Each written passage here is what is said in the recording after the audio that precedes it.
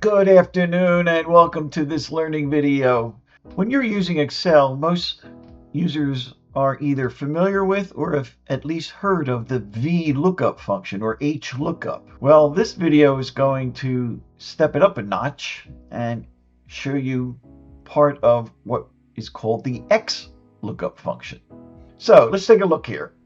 We've got a list of some products, what category they're in, and what their sales are. Now, with the VLOOKUP feature, in order to make it work successfully, the leftmost column would be sorted alphabetically. And deliberately, what I did here is I did not sort it alphabetically. In fact, it's in the opposite order, just to show you that it does not have to be sorted in order to work. Also, in the VLOOKUP function, you refer to a column number of which you are trying to get the information from. Well, the XLOOKUP function does not need a column number. All it really needs to know is the range or array that we're looking up. This is beneficial because you can use the XLOOKUP on multiple columns. Now I'm going to keep this one simple. I have another video where I will expound on it, but I'll just keep this simple and use a single column search. Now, I'll even throw in another extra little feature that has really nothing to do with XLOOKUP, but I think you're going to find it very helpful. So how do I make this work? I need to, in this example, I want to find out what the sales is for the product that is in this cell address right here. In this case, the product is caps. Now the answer is going to be 23,600. So how do I use that using the XLOOKUP function? Well, let's find out. Equal XLOOKUP, open paren. The first argument is the cell that has what I'm trying to look up. In this case, it's in G28. So I click on it, type in my comma. The lookup array is going to be the range of D28 down to D41. That's the column that contains the word caps. Comma, the next argument is going to be simply the range that will add up the sales. In this case, it's E28 through E41. Type in my closing paren. When I press enter, I'm going to get that 23,600, and there it is. So that is the simplest form of the XLOOKUP function. Now, there are more arguments that you can include after this original XLOOKUP function that I just showed you. And like I said, I have another video on that goes into detail. However, I'll just give you a high-level overview. What happens if it doesn't find a product? Well, actually, you know what? I will do that. So what I did was I changed the product to mittens, which does not happen to be anywhere in the product column. So what I did was I added a message where if it's not found, put a message in that says not found. And that's what it did. Because I typed in mittens, it searched from top to bottom, and because it didn't find it, it returns this text.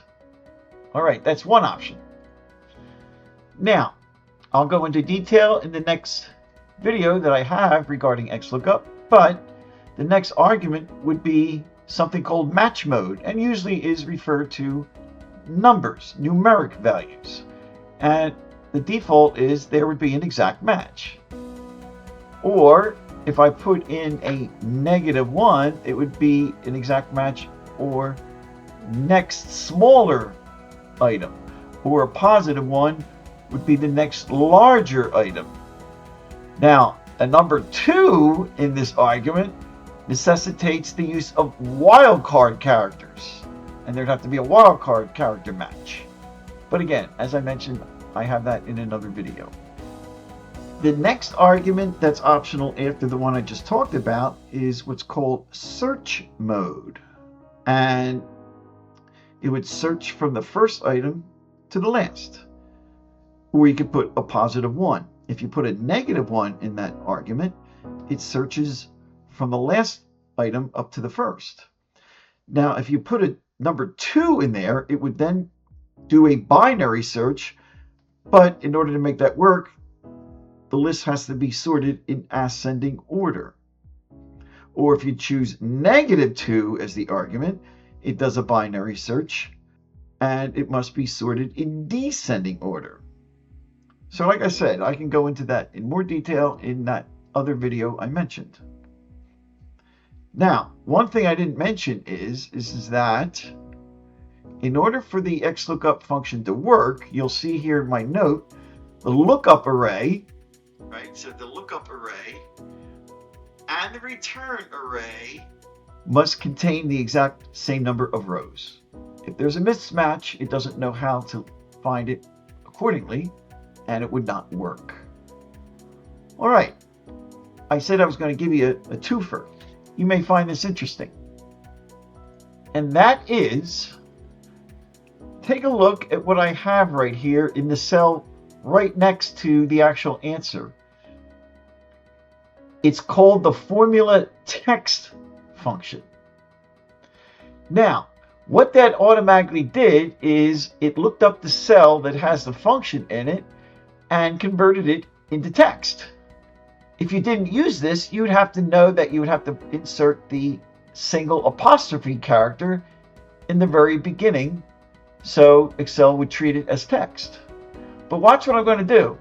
I'm simply going to take this formula text function, I'm going to copy it, and then watch. I'm going to paste it down here, and it's going to say equal average because I have the average right here. Here we go. Is that cool or is that cool? Huh? It's called the formula text function. And I did not have to use the single apostrophe. All it does is look to see what function I'm grabbing it from and automatically puts that function into text. All right, stay tuned for those videos I mentioned and any other ones that come up that I have regarding Microsoft Office, Microsoft Copilot, using Copilot inside of Word, inside of Outlook, inside of Excel, inside of PowerPoint, inside of Teams, you name it. I can help you. Oh, and by the way, my rates are pretty reasonable. Have a great day. Bye-bye.